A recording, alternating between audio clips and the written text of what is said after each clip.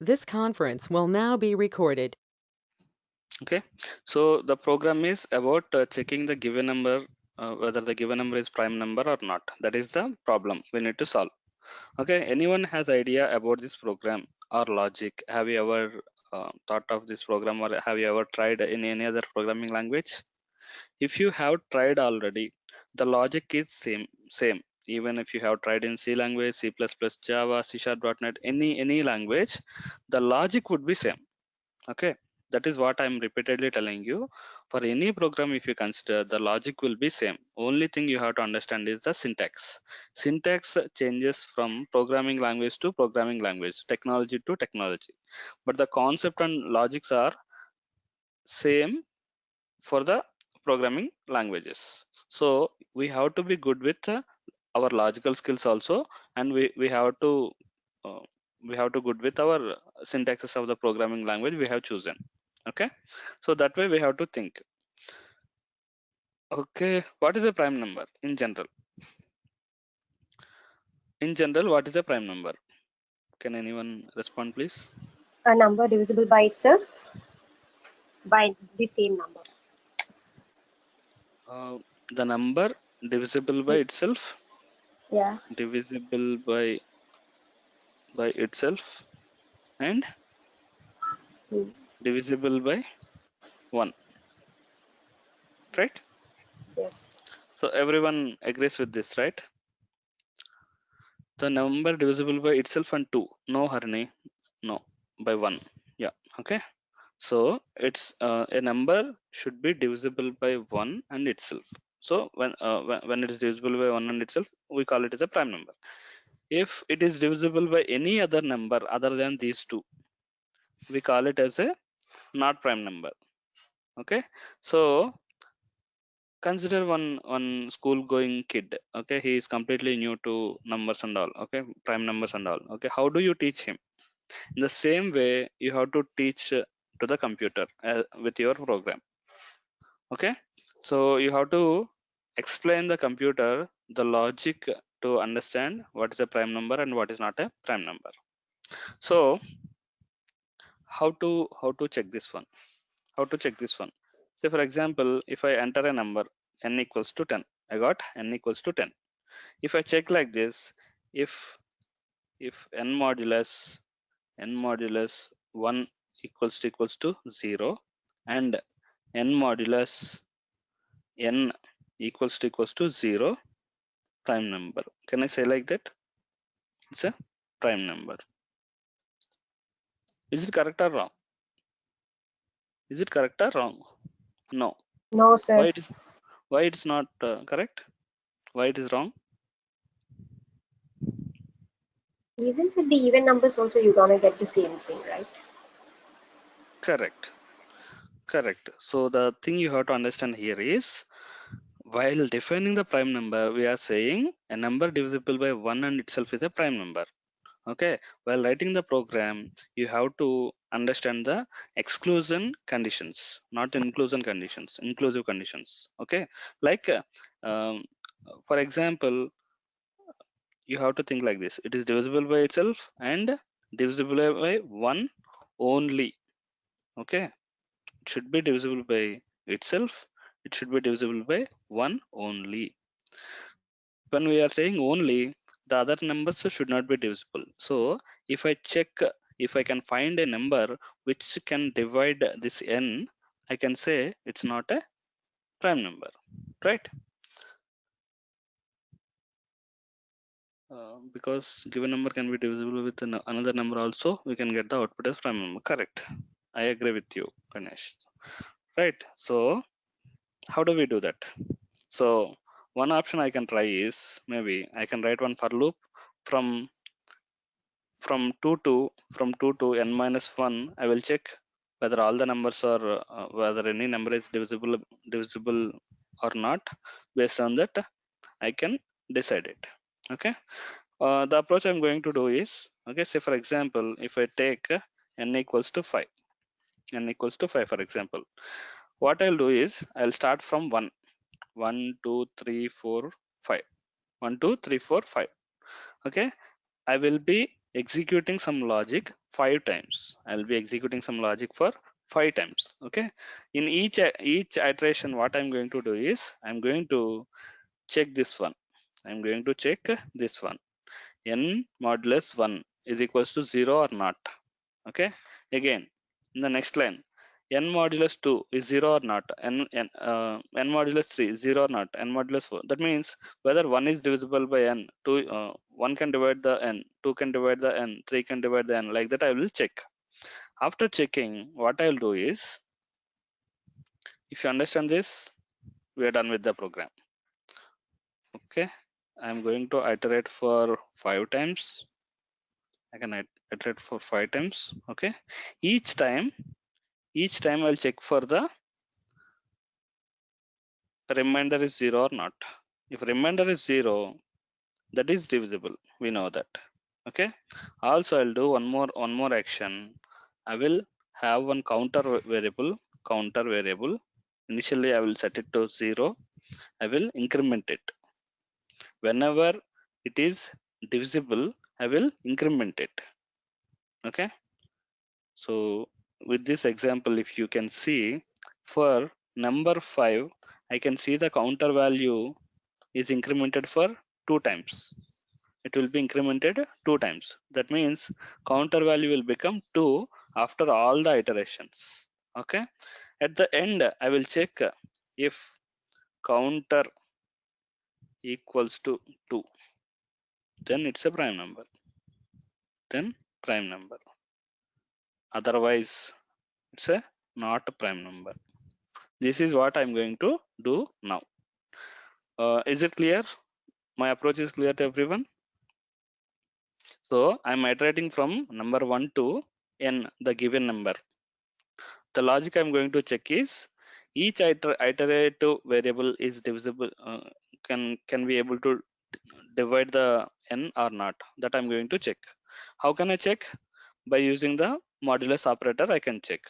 If the modulus operator is giving 0 as the remainder, that means it is divisible. Whenever it is divisible, I'm taking one flag variable, one counter variable, and I'm increasing that's value. So counter value equals to counter plus 1. At the end, I should get only 2. Only 2 numbers should be able to provide the remainder 0. That is 1 and itself. Okay.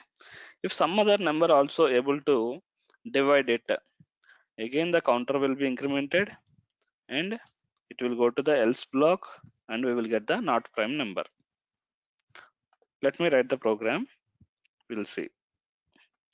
So I'm adding one new file here, new Python file. I'll say prime number check. Okay, done. So what is my output I'm expecting? What is the output I'm expecting? I want to see a message, enter a number. Okay. First, for that, let me write a statement. N equals to int of input, enter a number. Okay. Why I am writing int? I'm going to perform some mathematical operations. I'm going to perform some mathematical checks. So I want to get the number variable. Okay. But actually input function will give the data in string format. I'm converting it into integer format so that I can perform my mathematical operations. Done. Next thing is I need to have one counter variable. So based on the counter only, I'm going to check the things, right? So I will create one counter variable. Counter equals to, for example, 0. Counter equals to 0. At the end, here I'll write the logic. Some logic I'm going to write here. Hash logic. Okay. Logic to check prime number. Done. Next, at the end, what I'm going to do is counter equals to, if the counter equals to 2, print prime number. Else print not prime number, not a prime number. Okay, this is clear. I prepared the skeleton. Okay, I'm taking the user input. I have initialized one counter variable. Here I have to write the actual logic. I'll be writing now. Okay, at the end, based on the counter variable's value, I'm checking and I'm printing whether it's a prime number or not a prime number. Good. So here we discussed like I need to iterate for n number of times. I need to iterate for n number of times. What is that n number of times? If I give input as 5 times it should be executed. If I give 10 times it should be executed. Counterpart. Okay.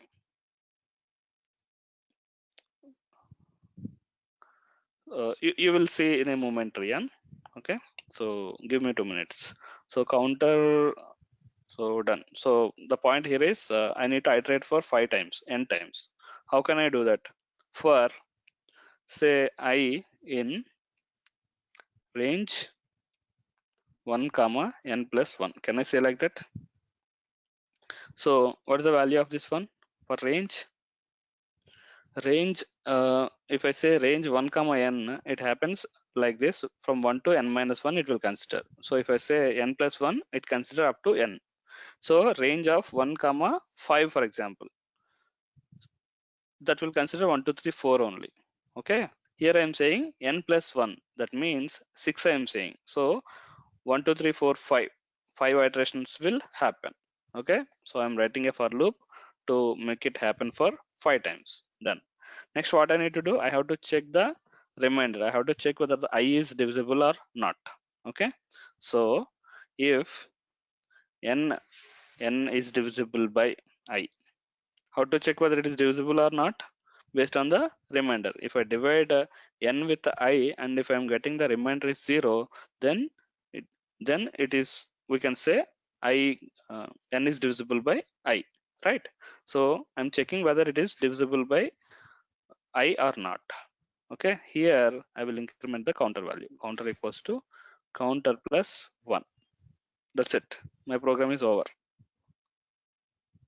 Okay, Rian, using counter, what I'm trying to do is I'm trying to find how many numbers are there which can divide the given number. So I'll be incrementing whenever a number is able to divide the given number. I'm trying to add the counter value. I'm incrementing the counter value.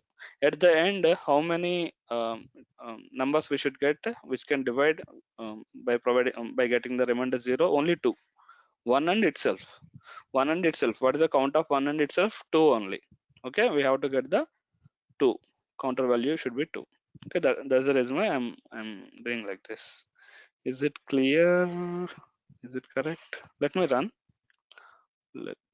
the program. So I'm selecting the run program, prime number check. If I say 5, for example, I got the prime number. If I run again, if I say 10, it's not a prime number. So 2 cases I have checked, both are working. When I provided a prime number, it is working. When I provided a non-prime number, it is working fine. Now questions time. Is it clear? This program is clear to everyone, or any questions on this program? Simple, straightforward, or any problem, any issues understanding this one?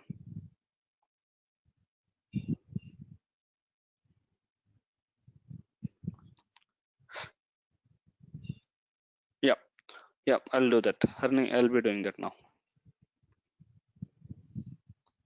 Okay, logic, if you understand, I want to show you the program execution part, the line by line execution part. Okay, let's begin the execution. We haven't yet started advanced Python, Rian. I'm trying to explain a couple of programs. Okay, if time permits, today we'll start the advanced Python. Otherwise, from tomorrow onwards, advanced Python will start. Okay, it begins with the oops concepts. I want to make sure you are logically also good. You should be good logically also. I'm trying to share a couple of programs before starting advanced Python. Okay, don't worry. Um, uh, we can connect. Okay, after the session, personally, you and me one to one, we can talk together and we can sort out where you are feeling the difficulty. Okay, give me some time. Okay, let me debug this program. So I'll take one notepad because I can't show you paper. Okay, so assume that this is my memory or variables. Okay, I'll keep some space for logics or maybe rough notes kind of thing. Okay, executions or calculations I'll do here if required any calculation. Okay, and one more thing I need to have is output console part or output part. Memory means it's RAM. Okay, when your program is getting executed, some blocks will be allocated in the RAM memory. Okay, so internally how it happens, that we will see here. Console or output means the output what you are seeing here in the output terminal, output tab here. Okay, and the third one is calculations. If there are any logics, I want to check here. Okay, let us do this way. So how the execution will begin? From the line number 1. We all know that. What is the line number 1? In the line number 1, I have provided hash prime number. Hash prime number means it's a comment line. So comment lines are like a description for the program. They are not interpreted or they will not be executed. Okay, done. So this line will be ignored. The line number 1 will be ignored. Next, line number 2 will be executed. In the line number 2, we have an assignment operator equals to. When we have an assignment operator, we have to evaluate the right side expression first. Okay, in the right side expression, what is the inner expression? Input, enter a number. First, this will be executed. So in the console, we will see one message, enter a number. Enter a number will be printed in the console. So for example, if I provided 5 and I said enter, okay, I pressed enter key. What happens here is this input method, input function of enter a number will become 5. So it returns value 5 and it is of data type string. By default, input method will return the data in string format. Okay, if you want to perform any string related operations, you don't require this int function here. Okay, but here I want to perform some mathematical operations, numbers related operations. So I need to convert that into number format.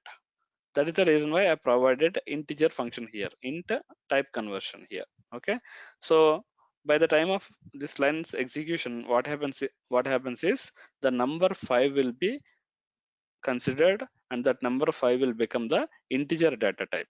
Okay, that value will be assigned to variable n. That value will be assigned to variable n.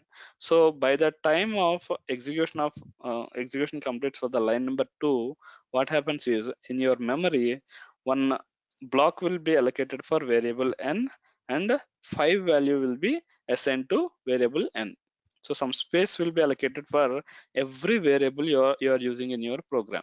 Not only for Python program, any programming language you consider, all the variables you are using will have some space in the memory with some address, some name and some value. Of course, based on the data type, the space will be allocated. If it is integer 2 bytes, string requires more space. Internally it will calculate what type of data you are using. Based on that, it will allocate some space. Okay, n equals to 5. This is clear, I think, line number 2. Next, for my logical purpose, I am taking one temporary variable here. Okay, the temporary variable is in the line number 3. I am taking one temporary variable. Its value is 0. So after execution of line number 3, in the memory I'll have one variable called counter and its value is 0. Okay, till now we have we have declared only variables and we initialized the variables. That's it. Next, the actual logic comes from the line number 5 onwards. Okay. After execution of line number 3, line number 4 will be executed. Actually, line number 4 is a comment line, so the line number 4 will be ignored. It will not be executed. Next, line number 5 will be executed. In the line number 5, what we have written? We have written a for loop. So 5 times the loop will be executed. Okay. From where to where it should execute? The I value will iterate based on the range here. What is the range we provided? Range of 1 comma n plus 1 I have provided. N plus 1 means n value is 5. Okay. 5 plus 1 is 6. Range of 1 comma 6. It means it is a collection of 1 2 3 4 5. It is a collection of 1 2 3 4 5. When iteration is executing, first time I value will become 1. It will execute the logic. Then I value will become 2. It executes the logic. 3 4 5, like that. For each iteration, I value will vary from 1 to 5 and the body of the for loop will be executed. For this for loop in the line number 5, body of the for loop is line number 6 and 7. Okay, line number 6 and 7 are the body of the for loop. Done. So let us begin with the for loop. Okay, so whenever you are evaluating the for loop, first this collection will be evaluated. So what are the values available? So if there are any expressions, that will be evaluated and the collection will be considered. Say for example 1 2 3 4 5. Got it. Next, I value iteration will begin. So first, the first iterative value, first value from the collection will be assigned to variable I. Here you can provide any variable. I provided I here. So what happens here?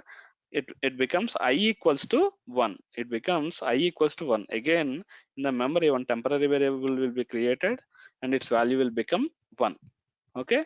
Next, it comes to the line number 6. It comes to the line number 6. In the line number 6, I'm writing like when I equals to 1. When I equals to 1, I'm executing the statement. What is the code we have? If n modulus I equals to 0. Okay. What is the value of n? Value of n is 5.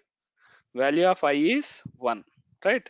Value of n is 5. Value of I is 1. I replace the values. What is the 5 modulus 1? What is the 5 modulus 1? 5 will be divisible by 1 5 times and we'll get the remainder as 0. So it will become the 0. Again, I'm saying 0 equals to 0. Is it true or false? True. It is true. Okay.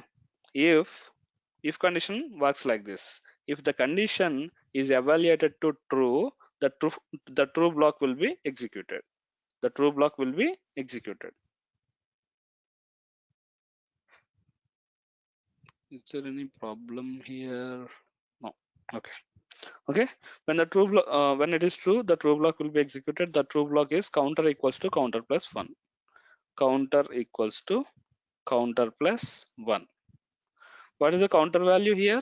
When you want to check any value, you have to refer the memory location. In the memory, counter value is 0. So 0 will be placed here. 0 plus 1 is 1. So it will become counter equals to 1. So the counter value available in the memory will be replaced with 1. So this is for iteration 1 and when I value is 1. Okay. Next, I value will become 2. This is completed. This is completed. Next, I value will become 2. So internally, this will be changed. In the internal memory, I value will become 2. Okay.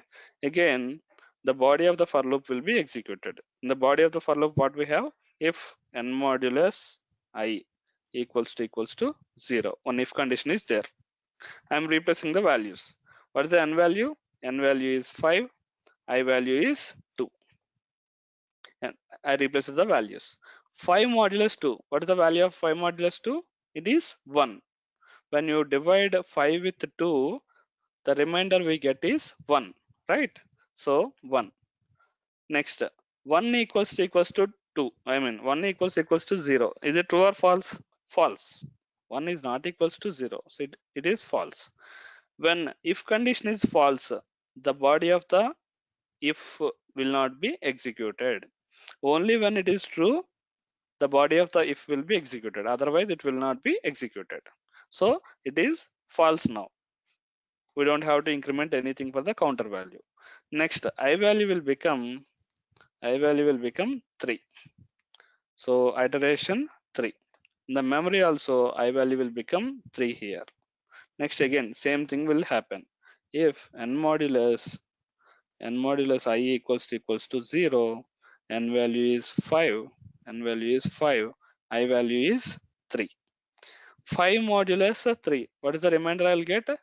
2 is the remainder I'll get. And 2 equals to 0. True or false? False. False. So counter value will not be incremented. Next, I equals to 4. I equals to 4. For 4 also same thing will happen. N modulus I equals to 0. Replace the values here, 5 and 4. What is the remainder I'll get here? 5 divided by 4. 1 is the remainder I'll get. And 1 equals to 0. True or false? False. Done. Next, I value will become 5. I value will become 5.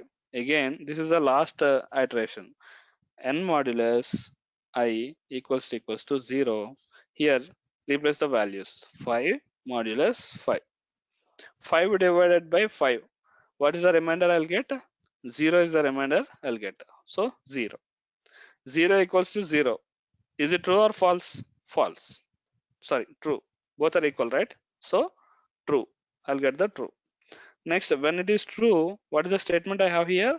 Counter equals to counter plus 1. Counter equals to counter plus 1. Right? So what is the counter value I have here in the memory? Counter value is 1 in the memory. So 1 will be replaced here. Okay. 1 plus 1 will become 2. 1 plus 1 will become 2. So this statement will be evaluated like this. Counter equals to 2. So when that line is executed in the memory, counter value will become 2 here. Sorry, I did not update this. This will be updated to 4. This will be updated to 5 at the end. So at the end, now what are the values I have? N value is 5 I have. Counter value is 2 I have. I equals to 5 I have. Okay. After execution of this for loop, if I'm trying to access I value, it is inaccessible. We cannot access it because I variable scope is up to the body of the for loop only. That means within line number 6 and 7 only you can be able to use the variable I. You cannot access the I value after the for loop. So once the for loop is completed, this I value will be discarded. Okay. Maybe some slot will be there in the memory, but that is useless actually. The reference will be removed. So after that, in the same location, if other values are getting added, that will replace. Okay, that level you don't have to worry. Just remember this way. After the execution of the for loop, this iteration line will be removed. That iterative variable will be removed. That is not accessible. Once its body's execution is over, I value will be removed. Okay, done. So for loop is executed 5 times. We are good. Then line number 8, there is nothing available in the line number 8. It will go to the line number 9. In the line number 9, what is the condition we are checking? The line number 9, what is the condition we are checking? If counter equals to 2, that is the condition I'm checking here, right? So what is the counter value in the memory? We have 2, right? So counter value will be replaced with the 2 here. 2. 2 equals to 2. Is it true or false? It is true. So when condition is true, what will be executed? If block will be executed. If the condition is false, else block will be executed. If the condition is true, true block will be executed. So this line will be executed. What does it mean? Print a prime number means it will print this message. It will print this message in the console. Okay, if you go there in the console part, it will print like this. So this is the output, and this is the output you're going to see in your screen. So if I run this, if I run the program, what I can see, if I run the program, enter a number, I can see, I can forward 5 1, enter, done. So only 2 lines I'm seeing as my output. If you see here, these are the 2 lines I'm seeing as my output, right? In the memory, the variable values will be changing like this, and in the processor, some calculations will be happening like this in the background. These are all background processes. You don't have to worry, but you should understand how the execution flow is happening. After which line will be executed. Once a specific condition is executed, where to where the control flow is going. So which line condition, when conditional statements are executing, which one is executing and which one is ignoring. Okay, that flow you need to understand. Everyone is good with this approach of understanding the execution flow, or anyone is having any questions still? Rian, you got it for this program at least?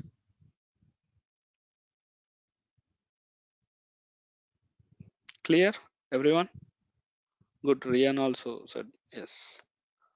So this way, nobody will tell you this way. They will tell you very high level, like I'm iterating 5 times, I'm checking the condition, like that. They will tell you. The reason I'm going to the deeper level is you have to understand every word in the program, so that you will get more confidence and less chances to misunderstand the program, wrongly interpreting the program. Okay, so whenever you are seeing any program, try to interpret this way only. Okay, maybe if you find any better way, you go with that. But for now, if you don't have any plans, try to debug line by line, word to word. Okay, you have to understand from where to where the execution flow is happening.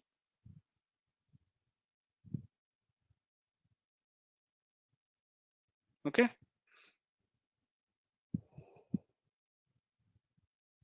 Okay,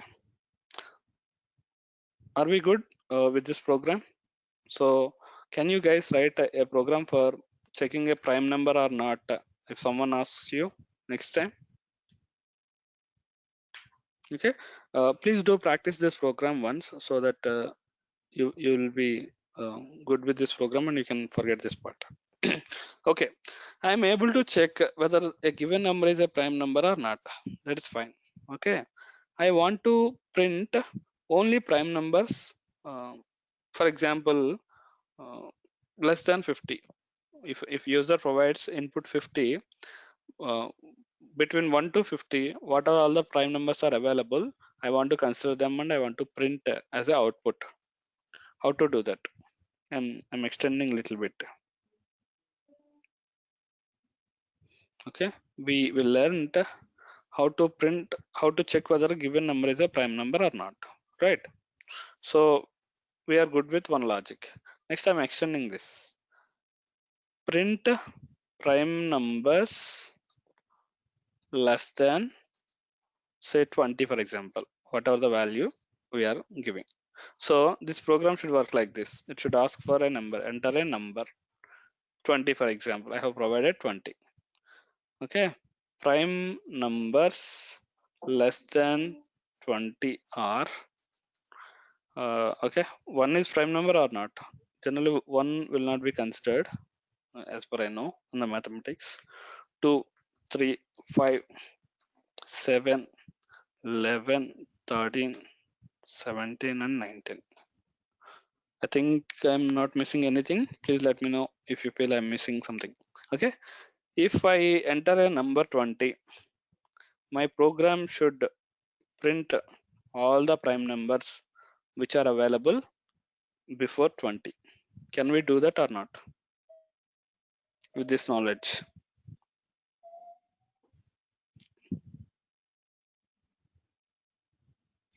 Shall we try? So we know how to check. We know how to check whether the given number is a prime number or not. Okay. In the program we have written that. So I need to extend this logic. I need to run one more for loop, which can be executed from 1 to 20, and then it should print the other number, like it should print the, if it is a prime number, it should ignore if it is not a prime number. Abhishek, okay, fine, that's good. Okay, could you guys try this one?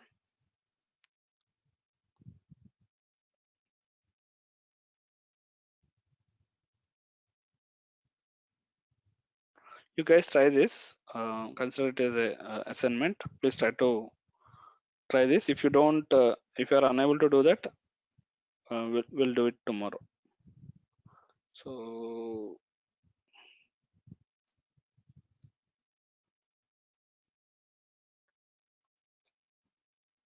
okay, everyone can try, right? At least give a try, even if you are if you can do it or not, give a try. Okay, let us go to the next topic. Let's go to advanced Python concepts. In fact, there is no advanced and core Python kind of thing. It's Amirpet style of division actually. So people are following like that, and we are also following that naming convention. Okay, when you are when you are considering to learn programming languages, the most important topic we have to learn is OOPS concept. Okay, object oriented programming concepts. How many of you at least had this word OOPS concepts? Even if you don't know also, I will explain, no problem. So I just want to understand if someone have had this word OOPS concept. Class, object, constructor. Have you ever had these words?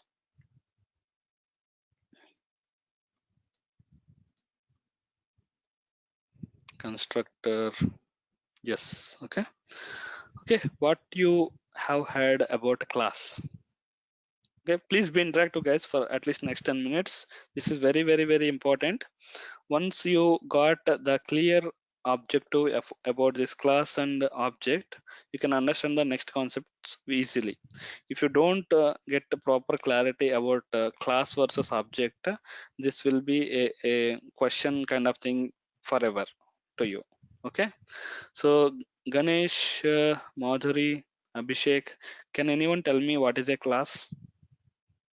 What is a class and what is an object? Please try whether it is wrong or right.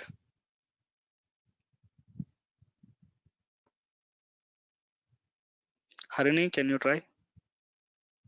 Yes, the class are the basic concept of the object-oriented program which revolve around our real-life entities. Okay.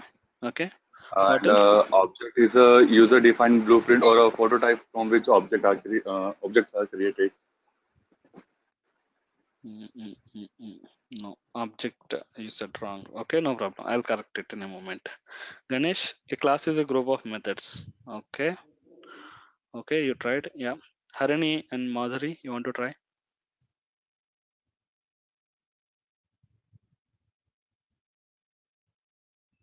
Class is a blueprint to create an object.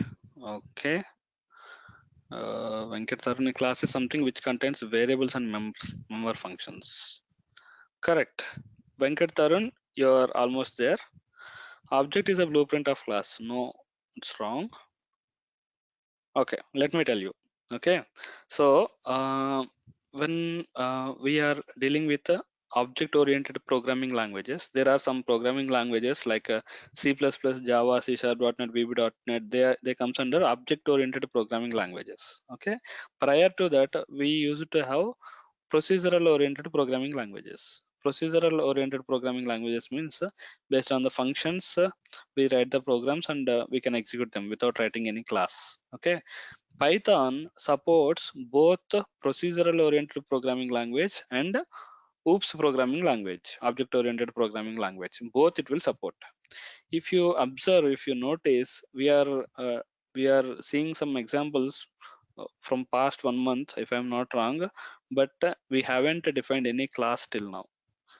So without writing class also, we are writing some programs and we are able to execute them. That means till now we are writing procedural kind of only. we haven't written more procedures, more functions, but without writing OOPS concepts also we are able to write the programs. So Python supports both ways, functional programming and object-oriented programming. Python supports functional and object-oriented programming. Okay, what is this object-oriented programming? So this object-oriented programming is all about it's completely about objects only. So as part of this we have to understand few things. So what is class, what is object, what is constructor, what is inheritance, polymorphism, abstraction, encapsulation. There are some features of object oriented programming language. So if your programming language is supporting those features, you can call it as a object oriented programming language. That features we will be discussing in the next class. For now, let us try to understand what is an object oriented programming language. The first word is object. What is an object? If you ask me what is an object, object is the, there are different definition for this one. Object is the real-time entity for a class. It is a real-time entity for a class. So in order to create, without a class there is no object. Just remember, even in the definition also we use the word class while defining the object. Object is a real-time entity for a class. Okay, what is a class? What does it mean by real time? So when we are talking about real time, is there something virtual time or imaginary time? Okay, let us try to understand that. Next, what is a class? Let me write a statement. Some people said that class contains variables and methods. I'm explaining this part in a generic way. Don't relate to any programming language. It is common thing. It works in the same way for all the programming languages. Okay, the syntax will be different, the concept is same. Okay, what class contains, I mentioned here, class contains variables and methods. But what is a class? What is a class? Class is a blueprint. Class is a blueprint. Some people say class is a blueprint for what? It's a blueprint of a object, we can say. But actually class is a, no one will tell you this definition. Class is a user defined data type. Okay, this no one will tell you, but this is the actual thing.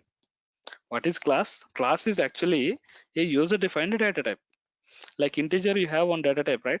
Float you have one data type, and you have string data type, list data type you have. So it is used, what is the purpose of data type? It is used to store some data. It will tell you what kind of data you can use inside it, what kind of data you can store into it. Also the data type will have some functions also, some methods also it will contain, right? We tried some methods, right?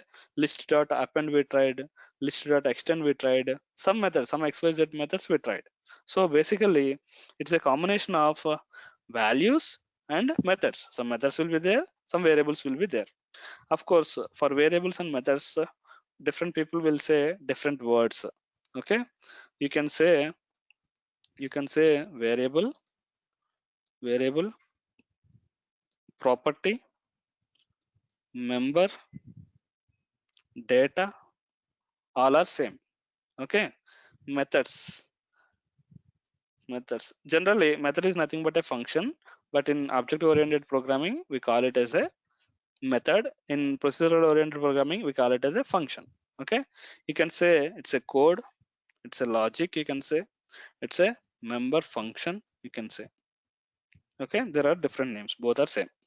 So variable means it's a property, it's a member, it's a data. It is used to store some data. Methods means it will contain some logic, it will contain some code, or we can call it as a member function. To define a class, if someone asks you to define a class, what is a class? Okay, class is a user defined data type. It will contain data and code to manipulate that data. That we can say simply it contains data and code.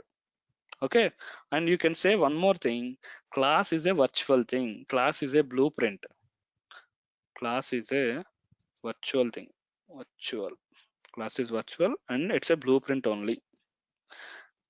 There is no physical existence for the class, there is no physical existence for the class. Okay, what is the real-time entity? Object is the real-time entity for the class. What is real and what is um,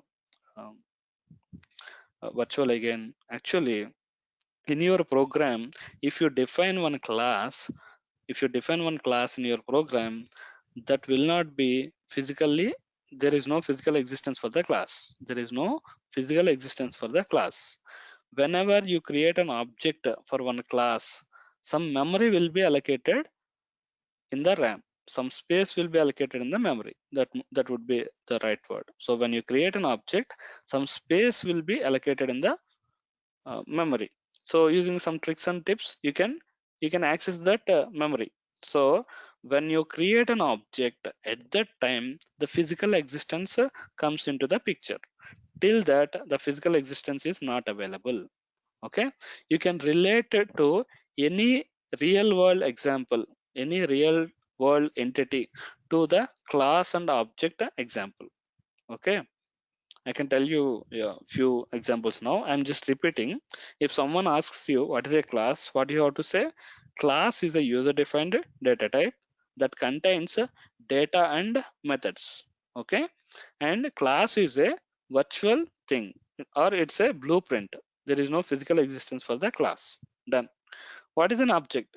Object is the real-time entity for a class. Okay, some people also says like object is an instance of the class. Instance of the class. Instance, one instance. Okay, so got some idea, so theoretical idea about what is class and what is an object.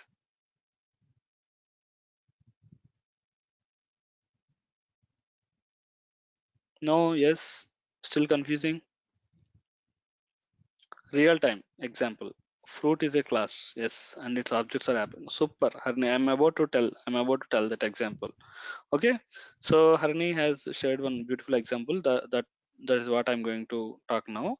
So class is a virtual thing, right? So I'll ask you one question. I'll take the same example. I want to talk about a similar example, but as Harni quoted. So have you ever seen a fruit? This is my question. Except Harini, as she knows this example, can anyone answer this question? Have you ever seen a fruit? That is my question. Yes or no? Quick. No. Yes. Ganesh, yes. Guys, only I'm talking to only 2-3 people. Remaining people are not listening or what? Why you are not responding? Okay. Praneeth, Rajesh, Ashwini, Priyanka, Chotu Naidu, Abhishek. I'm saying one statement here. You're saying yes. You all are saying yes. Except 2 people are all saying yes. I'll say no. You haven't seen, with bold letters strongly I'm saying, you haven't seen any fruit till date. Do you agree with my statement or no? Do you agree with my statement highlighted here? The people who have said yes, I'm contradicting with you guys. No, Ganesh, you are not agreeing with me. No one is agreeing with me. So Praneeth, Chotu Naidu, Abhishek, anyone can say. I don't have idea, Rajesh. Okay, fine. So Rajesh, the question is, have you ever seen any fruit? Can you unmute yourself? If you respond quickly, we can close the topic quickly, guys. Yes, sir. Yes, sir. What is the fruit you have seen? You're talking about natural, right? I mean, I don't. I'm not from any IT background, sir. I don't have any idea about I'm not background. asking IT question there, Rajesh. I'm asking, Yeah, have we you have ever seen so many apples. Yeah, okay, yeah, you have mangoes. that is the answer I'm expecting from you. Okay. Rajesh. Yeah, yeah. Rajesh is saying he has seen apple. Okay. What else you have Mango, seen? Mango. mango. Sorry? Yeah, bananas. Enough. Bananas. Okay, enough. Banana. Thank you. Okay, thank you. Couple are fine. Couple of fruits are fine. Okay. So my question is, have you ever seen a fruit? Some people said yes. Again, I'm contradicting with you. No, you haven't seen any fruit till date. Okay. Again, you are contradicting with me. Okay. I asked the question, have you? What are the fruits you have seen? Okay. You also will give the similar kind of answer. Apple, mango, whatever some XYZ fruits you will also mention to me. Correct. So now I'll tell you a statement this way. Okay. You have seen, or you saw, maybe you saw, or whatever. Ignore my grammar. You saw apple fruit, mango fruit, banana fruit, but you haven't seen a fruit. That I will say. Okay. If you can understand line number 56, 57, 58, 59, 60, you understand the concept of class and object. Okay. If I say fruit is a class, if I say fruit is a class fruit. Okay. We know the properties of a fruit. Okay. The color, the size, the shape, the weight. Okay. Some properties we know some properties of the fruit. Also we know some functionalities of the fruit. Okay, if you squeeze it, it will give some juice. Okay, maybe if you are cutting using like some functionalities. Okay, so if you put inside a mixture, it will give you juice. Some functionalities we know about the fruit. Some properties we know. Some functionalities we know. I'll take one more example. Class. Okay, tree is a class. Tree is a class, for example. We know properties of tree. Tree will have trunk, leaves, okay, roots. It will give fruits, flowers. It will give. Okay, giving is an action. So some properties it has and some functionalities it has. Okay, coming to objects. Apple is an object. Apple is an object. Banana is an object. Mango is an object. Same like for tree also. Apple tree, banana tree, whatever. Okay, they are the real-time entities. So you have to understand this way. Apple, banana, mango, these are all the real-time entities. You can see them you can touch them. Their physical existence is there. Okay, even for your objects also, in the program also, when you create an object, some memory space will be allocated, some bits and lands will be there. Okay, some clusters will be there. Someone using some tools, they can read that data that is physically existing. Okay, but class is virtual. It's a blueprint only. It's a design. So it's a framework kind of thing. It does not exist in the real world. Okay, fruit does not exist in the real world. Tree does not exist in the real world. Apple fruit exists in the real world. Banana fruit exists. Mango fruit exists. Okay, if you can understand this concept, you are good with the class and object. Okay, so guys, tell me, so is it clear for everyone what is a class and what is an object and what is the difference between class and object? If you are good with this part, we can move forward easily. Okay, so while defining class also, you can say, of course, if you remember um, any data type, when I say, why I am telling class is a user defined data type, if you remember, I think I can write here itself. So for example, I'll print this, print type of counter. Okay.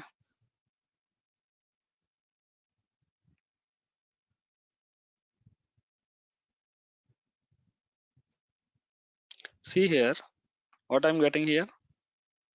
After line number 4 is executed, what I got here?